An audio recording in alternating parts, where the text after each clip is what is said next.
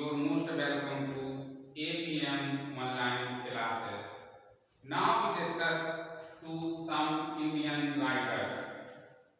In most important Indian writers, Rabindranath Tagore. Rabindranath Tagore is the most important writer. Bhavani Bhattacharya, Murtaraj Anand, K.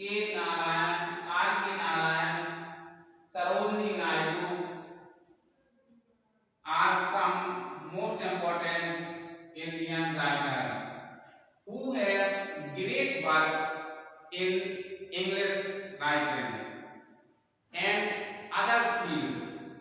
Now discuss Rabindranath Tagore. You know everything, the name of Rabindranath Tagore. आप सभी लोगों ने रविन्द्रनाथ टैगोर जी का नाम सुना होगा। इनका जो कार्य है प्रत्येक क्षेत्र में he had worked in many fields and great work of English literature. Rabindranath Tagore ji क्या थे? ये एक पोएट थे। Rabindranath Tagore was a poet, novelist, playwright, lyricist, painter, and others work. You do not know and something about now we discuss in Rabindranath Tagore. Rabindranath Tagore is a poet, novelist, एक कवि थे, निबंधकार थे, lyric थे, drama लेखक थे, and some many qualities have Rabindranath Tagore. Rabindranath Tagore जी की काफी quality थी। उनका जो वर्क है वो वर्क आज हम इंग्लिश लिटरेचर के फर्स्ट सेमेस्टर के फर्स्ट पार्ट में बता रहे हैं। Rabindranath Tagore, Indian literature had many Indian English literature, but most important is Rabindranath Tagore. In 1913 में इनको he was awarded Nobel prize. आप सभी जानते हैं कि नोबेल प्राइज एक बहुत ही बड़ा साहित्य के क्षेत्र में पुरस्कार है और हर एक क्षेत्र में मिलता है, जिनका राष्ट्रीय लेवल पर महत्व है। कब मिला था इनको नोबेल पुरस्कार? in 1913 को इनको नोबेल पुरस्कार मिला था। इनकी पोयम क्या थी? गीतांजलि।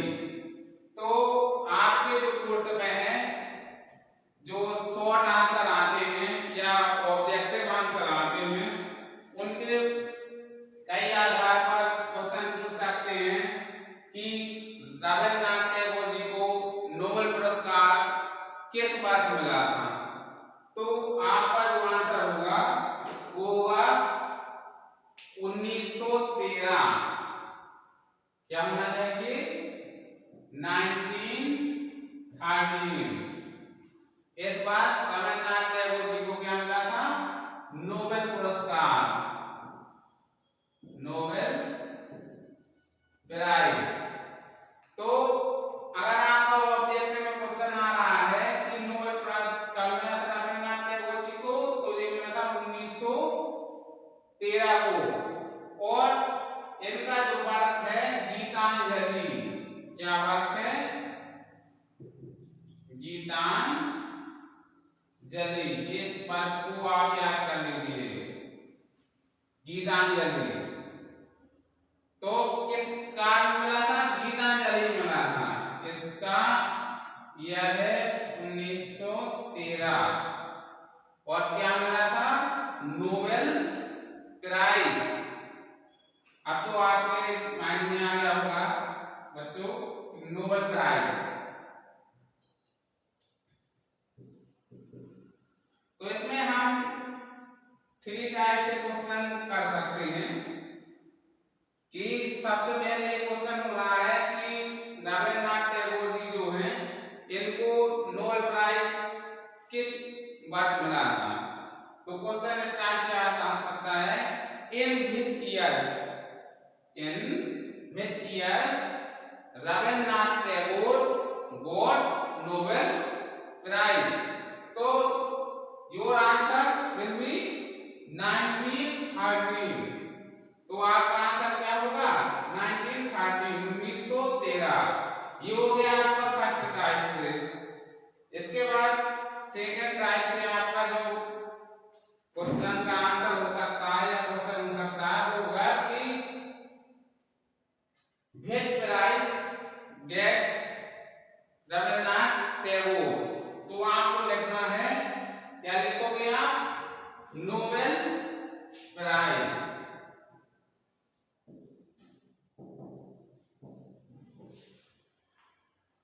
और ये तो दो टाइप से हो गया। और लास्ट है, अगर आता है आपके एग्जाम में कि in which he get Nobel prize, तो आप पाएंगे गीतांजलि। इनको किस कार में, गीतांजलि, जो इनका बहुत ही फेमस पोएटिक वर्क है, पोएट्री है, उस पोएट्री का नाम क्या है, गीतांजलि। तो गीतांजलि पोएट्री में इनको सन 1913 में नोबेल प्राइज मिला था। और इन्होंने हर क्षेत्र में कार्य किया है। जैसे आपका फर्स्ट हो गया पोएट, ये पोएट भी थे, एक नोवेलिस्ट भी थे। सेकंड आता है, थर्ड आता है प्लेराइट भी थे। अगला आता है लिरिसिस्ट भी थे, पेंटर भी थे।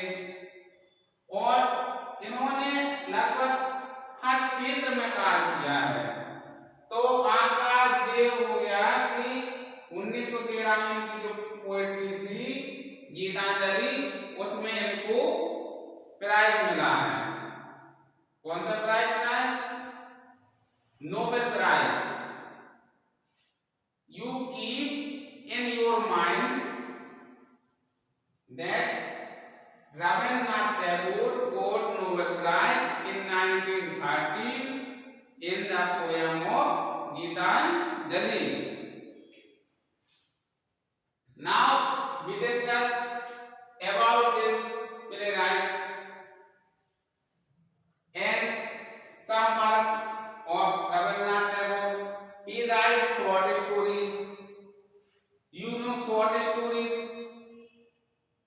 ये शब्द सभी विद्यार्थियों ने सुना होगा, शॉर्ट स्टोरीज। शॉर्ट स्टोरीज क्या है, शॉर्ट स्टोरीज क्या है, एक कहानी है जो छोटी होती है, एकांकी नाटक की तरह। लिमिट टाइम, वन पार्ट में एक स्टोरी कंप्लीट हो जाती है। तो शॉर्ट स्टोरीज भी लिखी हैं। तो इनको जो इनका वर्क है यूनिवर्सल लेवल पर था, ये यूनिवर्सल पोएट थे। एक शब्द आता है यूनिवर्सल। यूनिवर्सल मींस क्या होता है, सार्वभौमिक, हर जगह। ये इंडिया के लिए पोएट नहीं थे या अपने क्षेत्रीय नहीं थे, यूनिवर्सल मतलब सारे संसार में इनको जाना जाता था। किनको, रविन्द्रनाथ टैगोर जी को सारे संसार में जाना जाता था। तो ये क्या थे, यूनिवर्सल पोएट थे। ये लिखा है universal poet. Tagore is also novelist. इसमें दोबारा लिखा है टैगोर क्या थे, एक नोवेलिस्ट भी थे। Tagore also a novelist. Tagore एक नोवेलिस्ट थे। ड्रामिस्ट मतलब इन्होंने ड्रामा भी लिखे हैं। तो ये क्या थे, एक ड्रामिस्ट थी। अगर क्वेश्चन पूछा जाए कि रविन्द्रनाथ टैगोर जी के वर्क कौन कौन से थे, इन्होंने कौन कौन से कार्य किए, तो आपको बताना है ये poet, novelist, ड्रामिस्ट, playwright, musician and others. तो अब कहाँ डिस्कस कर रहे थे, ड्रामा ड्रामिस्ट। ड्रामिस्ट के बाद क्या आता है? Short story. अभी आपको बताया है कि शॉर्ट स्टोरीज भी उन्होंने लिखी है। इसके बाद म्यूजिशियन, एक म्यूजिशियन भी थे बहुत अच्छे। और फिलोसफर। फिलोसफर क्या होता है? फिलोसफर जानते होंगे आप सभी लोग, दार्शनिक। ये क्या थे? बहुत अच्छे दार्शनिक थे, थिंकर। जो फिलोसफी जानता है, सत्य को जानता है। क्या है सत्य? फिलोसफर भी थे। आपके एजुकेशन वाले टीचर बता चुके होंगे फिलोसफी में। पेंटर, पेंटर तो सभी जानते हैं। ये क्या थे? पेंटर भी थे। और एजुकेशनिस्ट, इनका शिक्षा में भी योगदान है। एजुकेशनिस्ट। रिफॉर्मर, आप ये समझ लीजिए रविन्द्रनाथ टैगोर जी का जो वर्क है वो किसी भी क्षेत्र में, कोई भी क्षेत्र ऐसा नहीं है जिन्होंने अपना वर्क ना किया हो। रविन्द्रनाथ टैगोर जी का वर्क हर क्षेत्र में है। टैगोर बाया प्रोलिफाइड कंपोजर हैविंग रिटन 2223 इन्होंने कितने सॉन्ग्स लिखे हैं? अभी आपको डिस्कशन किया जा रहा है ये क्या क्या थे इनके बारे में।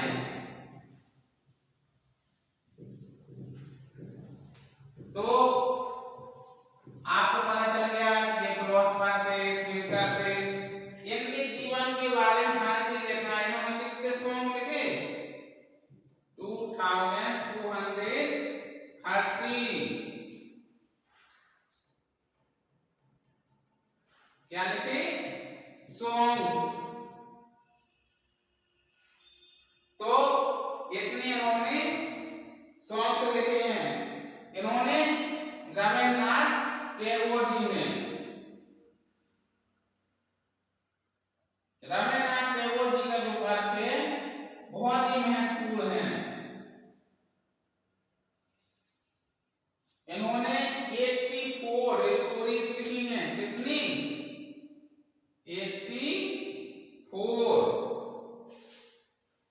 84 स्टोरीज लिखी हैं।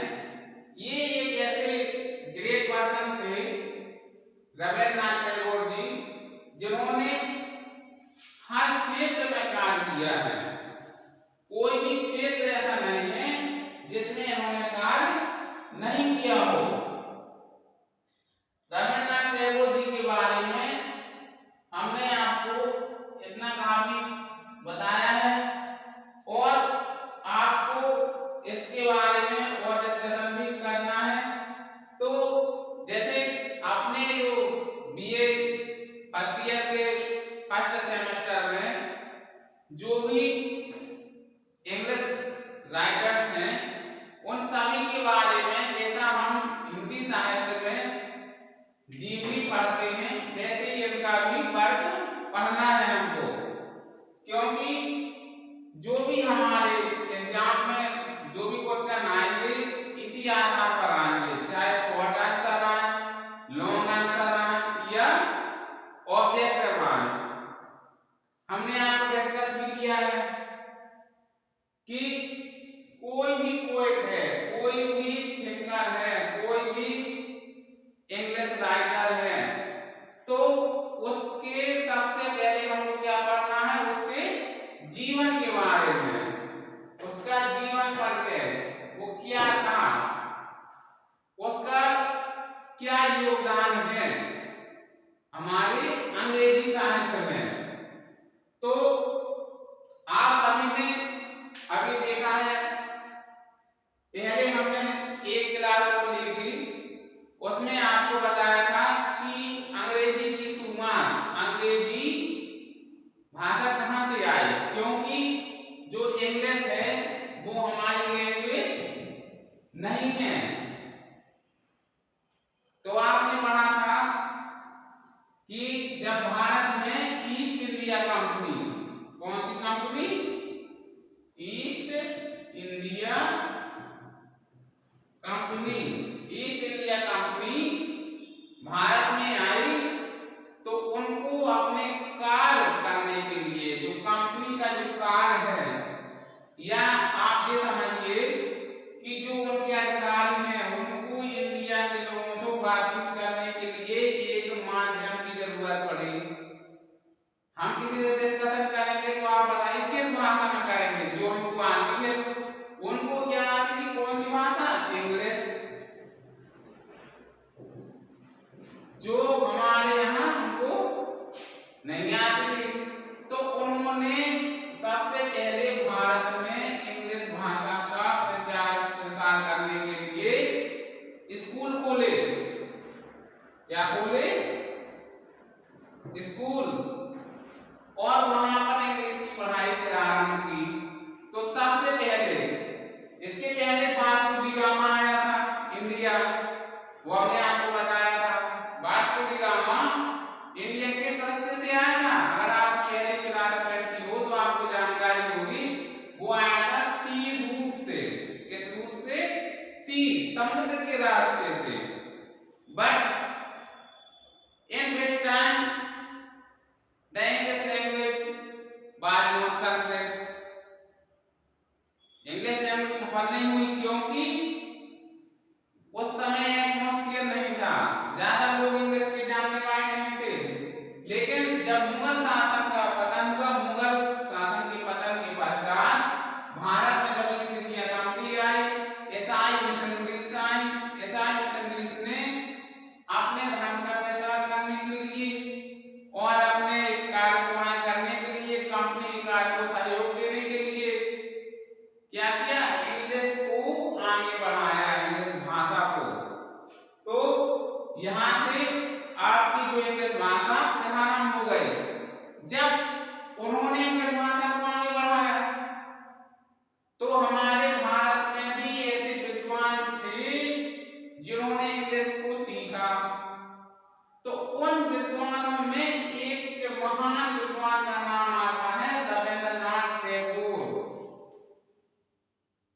ये इंग्लिश के बहुत बड़े ज्ञाता थे। इन्होंने हर क्षेत्र में काम किया है, जो आपका डिस्कशन हो चुका है। तो आप इनके वर्क को देखिए, पढ़िए, क्योंकि जब तक हम अपने राइटर्स के वर्क को नहीं जानते हैं, उनके नाम को नहीं जानते हैं, तो हमें कोई इंग्लिश लिटरेचर जो साहित्य है, साहित्य में जानकारी नहीं होती है, क्योंकि ये लैंग्वेज तो है नहीं। ये है लिटरेचर जिसमें हमें साहित्य, जो पोएट्स हैं, जो राइटर्स हैं, जो नोवेलिस्ट हैं, जो एसेइस्ट हैं, उन सब के बारे में हमको जानकारी लेना है। और हमारे फर्स्ट सेमेस्टर के फर्स्ट यूनिट में क्या है? English writers. तो उन राइटर्स में नाम आता है रविंद्रनाथ टैगोर का। तो आपने पढ़ा है, कितने सॉन्ग्स हम बताए थे? 2230 सॉन्ग। और हमको प्राइज मिला था। प्राइज कौन सा मिला था? Nobel prize. किस पोएम में? गीतांजलि में।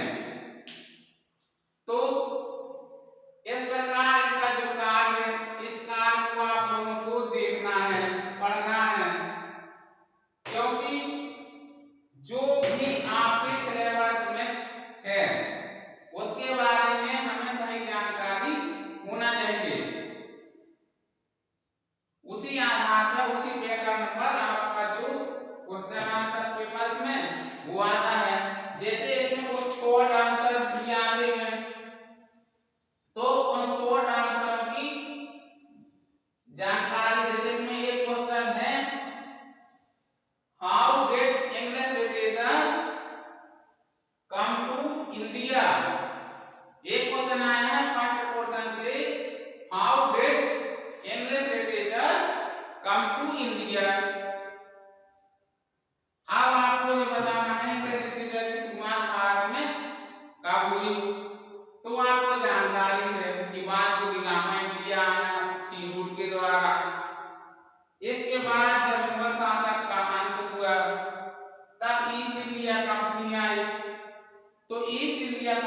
आने के बाद यहाँ पर कुछ कार्य हुआ, कुछ स्कूल खोले गए। क्या खोले गए? कुछ स्कूल। उन स्कूलों में जो कुछ स्कूल खोले गए, इन स्कूल में क्या किया गया?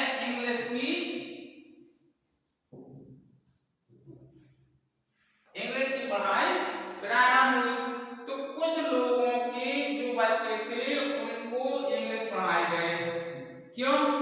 क्योंकि उनको जरूरत थी कि हमारा जो कंपनी का कार्य है वो चलता रहे। अदरवाइज जो हिंदी जानते थे और वो हिंदी नहीं जानते थे तो ये क्या होती, कन्वेंस में प्रॉब्लम हो रही थी